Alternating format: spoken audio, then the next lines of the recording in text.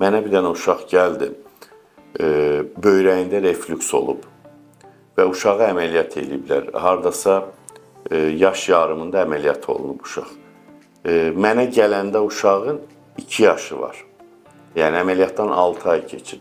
Böyrək funksiya göstərmir. Reflüksdən əməliyyat olunan böyrək funksiya göstərmir. Yəni ki, həm şişib, içində sidik yığılır, sidik süzə bilmir. Həm də ki, ətli toxuması da, parenkiması dediyimiz isə təmiz itib gedib, əriyib.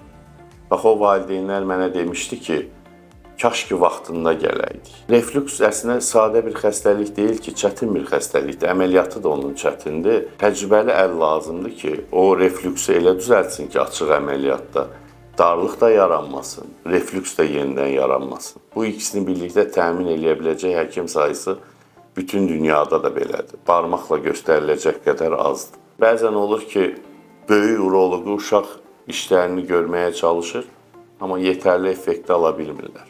Axarı sidik hissəsindən yenidən tikirik biz o əməliyyatda və reflüks olmayacaq şəkildə tikirik. Əgər sən onun nisbətini bilməsən ki, hansı nisbətdə tikilməlidir, tunel hansı nisbətdə yaradılmalıdır və eyni zamanda sidik axarının ağzına nə qədər genişlik qoymaq lazımdır əməliyyatda, bunları bilməsən daralır ora. Daralanda avtomatik sidik artıq süzə bilmir aşağı. Böyrək də 1 ay süzməz, 2 ay süzməz.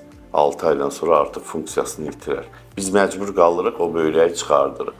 Amma vaxtında bizə gəlmiş olsa, ilk müraciətini bizə eləmir. Tək mənə də demirəm. Yəni, bu işlə məşğul olan bir uşaq uroloquna vaxtında müraciət eləmiş olsa, o problem fəsadsız ortadan qalxmış olur.